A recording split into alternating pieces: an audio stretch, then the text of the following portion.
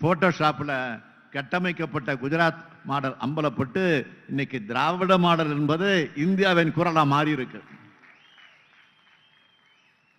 இந்த நிலையில்தான் கள்ள கூட்டணிகள் தமிழ்நாட்டுக்கு துரோகம் செய்ய வந்திருக்கு. நடக்கிறது இந்தியாவை யார் ஆளணும் என்பதற்கான நாடாளுமன்ற தேர்தல். இந்தியா கூட்டணி தான் ஆளணும்னு நாம சொல்றோம். ஆனா அதிமுகவை பொறுத்த வரைக்கும் யார் ஆளணும்னு சொல்லாம, யார் ஆளக்கூடாதுன்னு சொல்லாம, யார்தான் உண்மையான எதிரினே தெரியாம, எதுக்காக தேர்தலில் நிற்கிறோங்கிறதே தெளிவே இல்லாம, கள்ள கூட்டணிக்கு ஆதாயம் தேடித்தர களத்துக்கு வந்திருக்கிறார் பழனிசாமி. ஒரு பக்கம் கூட்டணி முறிஞ்சிருச்சுன்னு சொல்லுவாரு, இன்னொரு பக்கம் பாஜக எதிர்க்க முடியாது, அது கூட்டணி தர்மம்னு சொல்லுவார். ஆளுங்கட்சியாக இருந்தா கூடை கும்பிடு போட்டுட்டு எதிர்கட்சிகள் அரசியலுக்காக எதிர்க்கிறாங்கன்னு சொல்லுவார். எதிர்கட்சியா மக்களால் ஓரங்கட்டப்பட்ட பிறகு எதிர்கட்சி ஏன் எதிர்க்கணும்னு அரசியல் தத்துவ மேதைகளை மயங்கி விடுற மாதிரி புது புது தத்துவங்களாக புலம்புவார். இப்படிப்பட்ட பழனிசாமி தமிழ்நாட்டுக்கு மட்டும் துரோகம் செஞ்சவர் இல்ல, தன்னை சுத்தி இருந்த அத்தனை பேர் முகத்திலையும் குத்துனவர்.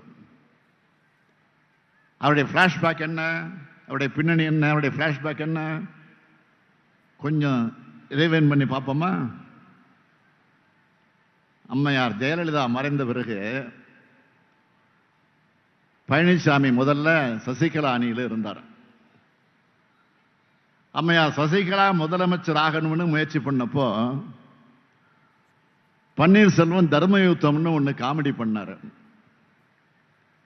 இந்த நிலைமையில அம்மையார் சசிகலா சிறைக்கு போக அந்த அம்மையார் கால் நோக்கி ஊர்ந்து தவழ்ந்து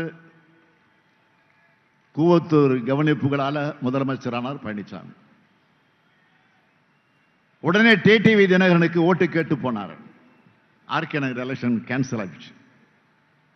கட் பண்ணா பன்னீர்செல்வம் கூட கூட்டணி சேர்ந்து அதே தினகரனுக்கு எதிராக பிரச்சாரம் பண்ணிட்டு இருந்தார். அடுத்த பொதுக்குழுல பன்னீர்செல்வத்திற்கு வாட்டர் பாட்டில் மரியாதை பண்ணாங்க. இப்படி ஒரு மெகா சீரியல் எடுக்கிற கதை மாதிரி குழப்பங்கள் நிறைந்த துரோக கதை தான் பழனிசாமியோட கதை. இப்போ பிரிஞ்சு போனவங்க பாஜக கூட நேரடி கூட்டணியாகவும் பழனிசாமி கள்ள கூட்டணியாகவும் வந்திருக்காங்க.